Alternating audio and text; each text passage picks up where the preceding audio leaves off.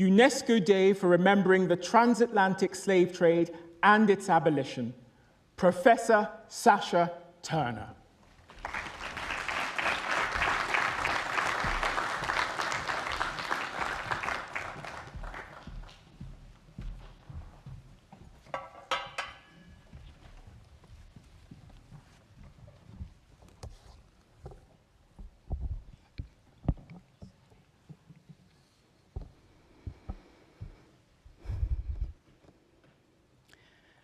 Suspended mid-air by one arm, tied by a rope, draped over a pulley, an unnamed African captive faced her last torment. For 3 weeks in the month of December 1797, she was flogged repeatedly for refusing. She refused. She refused to dance for the amusement of her captors. For about half an hour, the young girl, who was about 15 years old, hung from her limbs, bruised and naked. Repeatedly, she was whipped, hoisted, and released, her head falling inches from the ground. Her captors watched, mocked, jeered, and laughed. Several times during her ordeal, her tormentors changed her position, hanging her by each wrist, then by both hands, followed by her ankle, finally by both wrists again. After her punishers satisfied their appetites for cruelty, they released her and instructed her to return to her quarters. From her weakened, terrified state, she collapsed, never to rise again. The unnamed girl writhed in pain as her now disfigured hands, swollen legs, and battered body trembled for 3 days before she died. The story of this unnamed 15-year-old girl was one of several accounts William Wilberforce recounted in his numerous speeches before the British Parliament to persuade it to abolish the transatlantic trade in captured Africans, not the slave trade. Before Parliament could be persuaded to abolish the trade, we must remember for centuries, Britain had captured millions of African children, women, and men, exploited and brutalized them, causing their death or causing them to take their own lives and that of their own children. British morality had turned against the institution that had built their wealth, nation, and industries. Unlike many other cases Wilberforce brought before the attention of the House of Commons, this one drew national interest. In the version he rendered before Parliament, Wilberforce detailed not just the cruel way the youngster was punished, but also the reasons for the sentence she received and what he imagined were her feelings after the ordeal. According to Wilberforce, the young girl suffered from an illness which he refused to name. Court records, of course, told us it was gonorrhea, but naming her affliction as a sexual one would have undermined his attempts to portray the girl as innocent. Wilberforce's silence on the true and full suffering of the girl implied he and her supporters held her, the victim, responsible for the assault that accompanied her physical abuse. She could not be viewed as modest if her body was riddled with a disease transmitted through sex. She would become indefensible, unworthy of British sympathy if her existence was believed to be anything but modest, virtuous. Out of modesty, William Wilberforce explained, she stooped down and tried to conceal her naked, infirmed body. This unnamed 15-year-old captive was made to fit the British ideals of the movement. Her acts of refusal, misinterpreted and simplified as virtue and modesty, that had so enraged Captain Kimber, who upon feeling humiliated, prompted his crew to tie her up naked as they each took turns to whip her and, no doubt, rape her. Wilberforce left this out. In his account, he highlighted her humiliation, negating her resistance, her refusal. For while she endured conditions to which no human being should be subject, her brutalization was not enough. Her refusal, not quite right. She had to fit within British feminine and abolitionist ideals, virtuous, modest, and chaste. At first glance, it is abundantly clear why this was an ideal case upon which Wilberforce could build his argument that the trade in African captives that the British had orchestrated, executed, and benefited from for centuries had now become immoral and inhumane. The arguments against the trade and the willingness of parliamentarians to listen were not simply constructed on its horrors. With all the benefits Britain gained from the capture and enslavement of African, not all were as easily moved to sentimental accord by emotional appeals to the suffering of the enslaved. Cases and the arguments they supported were chosen with deliberation and care. Again, given British amnesia, this reminder must be constant. Britain and its people had invested in the capture and exploitation of Africans because they benefited enormously from it. This unnamed 15-year-old girl was a compelling victim because of her age and her gender. These were of strategic importance to abolitionists who did more than simply advocate for the suppression of the trade in African peoples on moral grounds. Campaigners for abolition who understood fully how Britain and its people prospered from the trade and exploitation of Africans knew its imperative and offered a way forward for colonial investors. How might they maintain and even optimize colonial productivity and profitability after the trade had been blocked? The answer?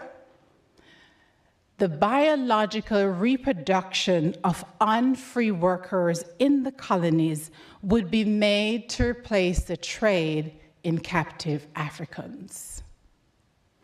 Wilberforce and other abolitionists argued that the cruelty towards enslaved girls and women, as demonstrated by this case, made it impossible for enslaved children to bear enough children to replace dead and worn-out enslaved workers. Enslavers had therefore come to depend on the trade in African captives because the Caribbean enslaved populations could not reproduce itself. According to this reasoning, enslavers must be made to improve the living and working conditions of slavery and make it conducive for bearing and rearing children, replacement laborers. To make it more likely that enslaved women would bear more children, the morally sound option, Wilberforce, along with other campaigners and bureaucrats, proposed a series of moral reform. These reform included import younger African women. Let me repeat. Abolitionists proposed import younger Africans, import more female Africans, and make it illegal to whip female slaves while limiting their work in the fields. The paradox of abolitionists advocating for the importation of captive girls and women was rationalized by their long-term and moral goals. They proposed stocking the plantations with young females who were on the cusp of their childbearing years. Enslavers were impressed upon to improve the moral and physical conditions of the enslaved, particularly girls and women. And through the deployment of British missionaries and other colonial reformers, prepare and train young people to become free and possibly subject citizens. Wilberforce agreed, the argument was that citizens could function in roles beyond brute labor performed by the enslaved and therefore colonized and blackened bodies would be more useful to the British Empire as a whole, not just a select few. Abolitionists envisioned enslaved men, once freed, would take a more active role in colonial governance, and enslaved women would be liberated to take their natural and rightful place in the home as wives, mothers, and homemakers. This was a new moral order that would replace slavery, where the sexual virtue of women had been under seizure and enslaved families were a virtual impossibility. Wilberforce agreed with the necessity of abolition, but rejected the immediate cessation of the traffic in African captives, and for that matter, Black enslavement. Immediate abolition threatened British colonial wealth. Plans for abolition therefore had to assure the protection of colonial economies. In the argument for abolition, Wilberforce proposed a long-term strategy that included the biological reproduction of enslaved people in the colonies, who after some years of training, moral conditioning, and apprenticeship might become free.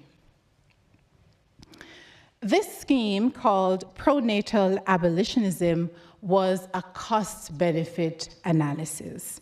It weighted carefully the benefits of the trade and enslavement of Africans, the costs of abolition, and offered pathways that minimized the likely fallout for Caribbean plantations.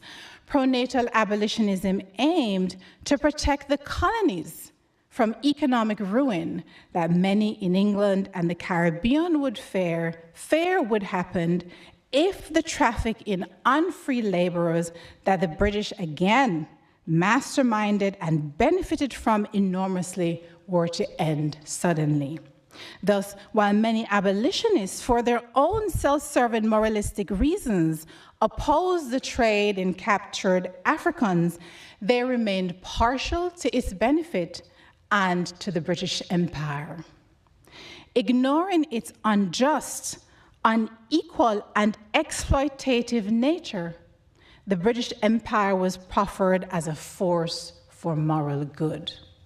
And while there were detractors who believed the empire was a waste of time and resources better spent at home, many others believed in its moral power. In fact, the moral fervor of the age amplified the belief in the goodness of the British Empire. Still, the demand to end the trade in African captives and its cost to British subjects remained a pressing concern that had to be taken into account.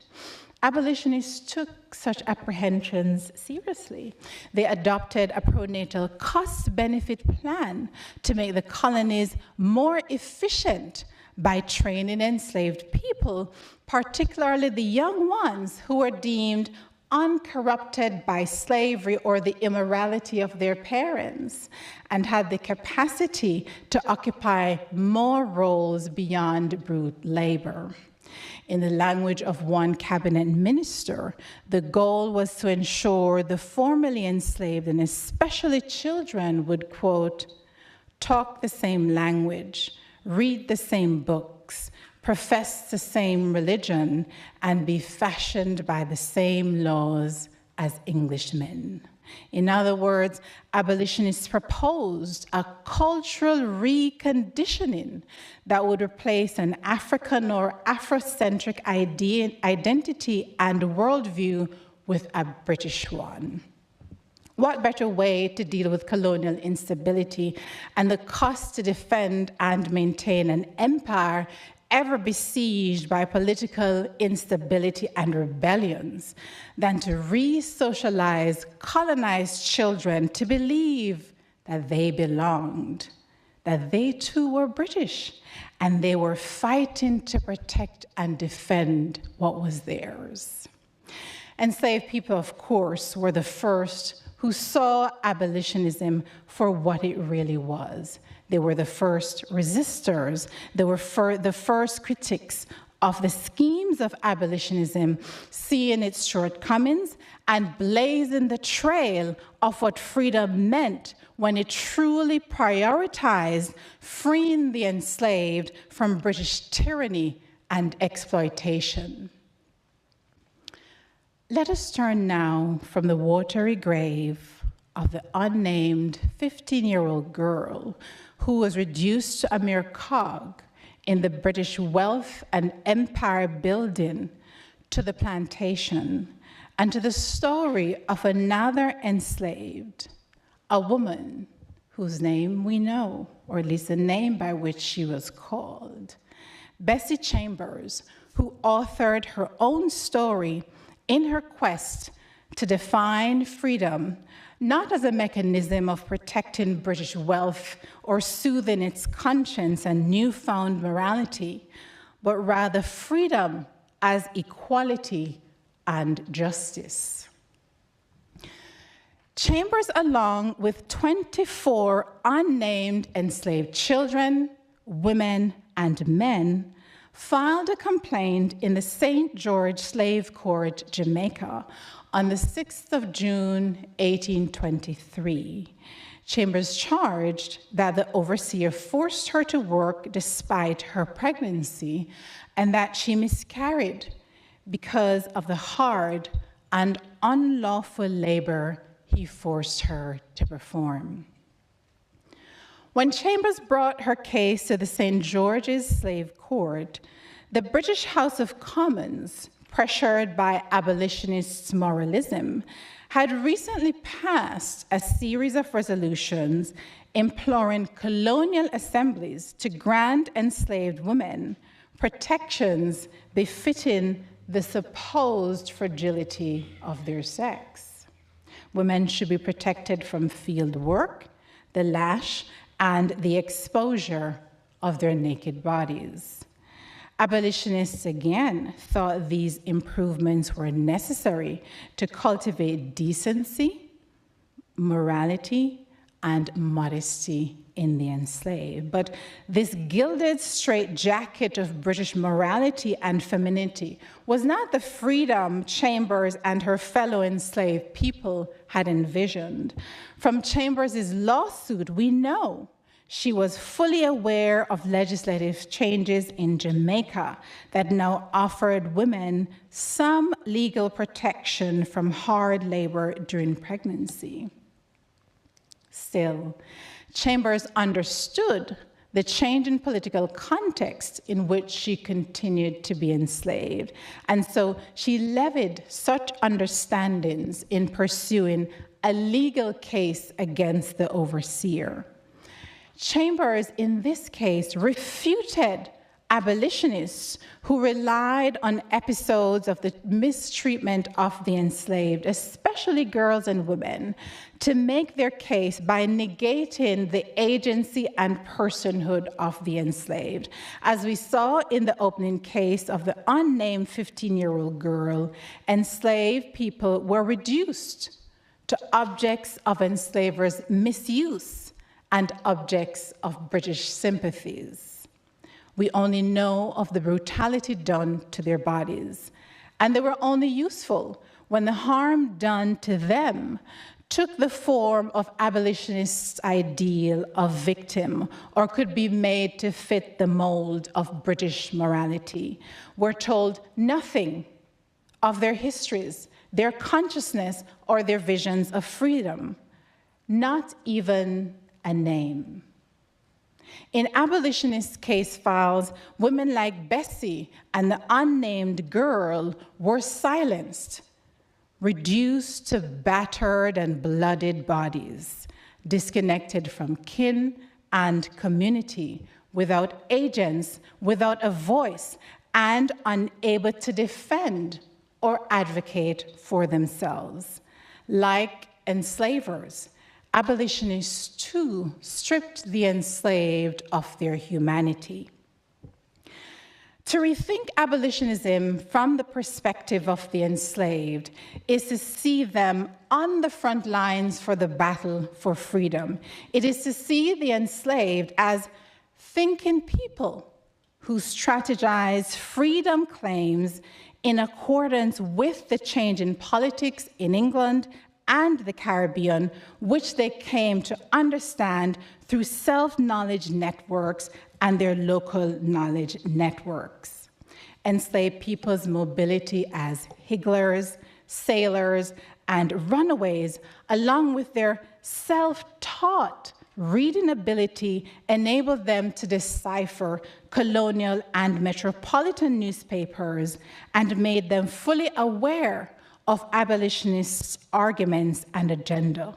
They took what they knew of the change in colonial justice system and combined it with their knowledge that their experiences had taught them and continued their fight to secure freedom and define liberty on their terms, freedom that was equal, just, and humane. Presenting herself and her case to court, Chambers asserted a right to legal personhood and legal protection for herself and her family. She insisted. Legislative protection and enforcement of such rights was essential to freedom. These were the rights abolitionists denied Black women and girls. They sought not to liberate people, but to ease their own consciences. The freedom abolitionists proposed was but from the mechanics, the legalities of trade and enslavement that they themselves orchestrated and executed, but had now become squeamish about. But their proposed reform for freedom went only part way.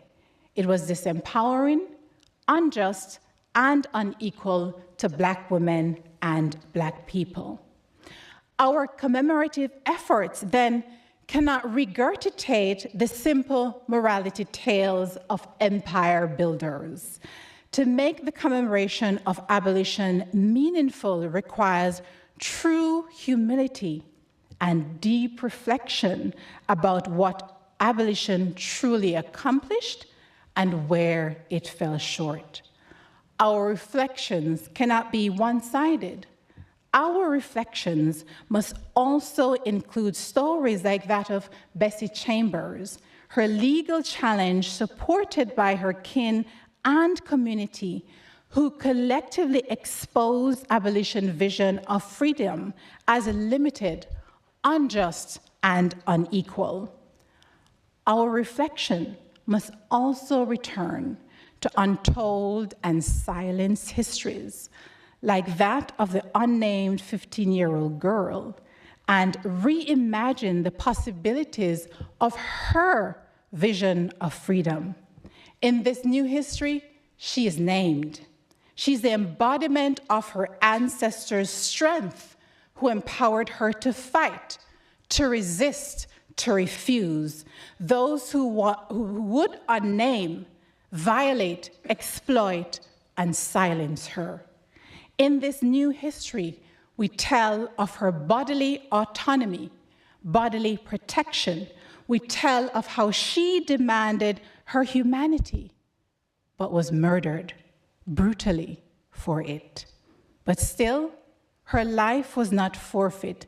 She died resilient, strong, in defense of an empowered freedom that truly protected the vulnerable and liberated women and Black people.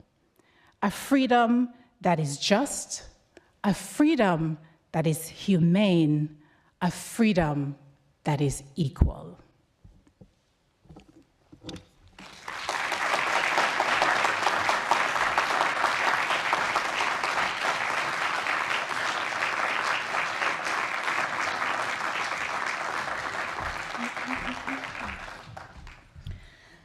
Thank you ever so much, Professor Sasha Turner, for that outstanding keynote.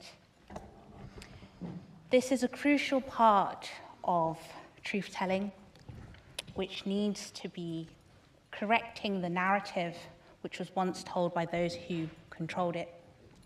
For centuries, the body of Black women and girls have been exploited, abused, their existence unprotected, overlooked, and demonized. The law, whilst a powerful instrument for justice, has at times been used as a tool to perpetuate harm, and some suggest this still happens today. Professor Turner, your keynote has reminded us that the law is not isolated. It's influenced by societal views, political views, and lobby groups. If this is the case, then how can we secure our human rights when it can be swayed by a personal intention, especially when one seeks to uphold the privilege of one race over another? We all bear a responsibility to scrutinize decisions being made in our society. Your participation is key. Challenge those who seek to make changes but find every excuse not to fully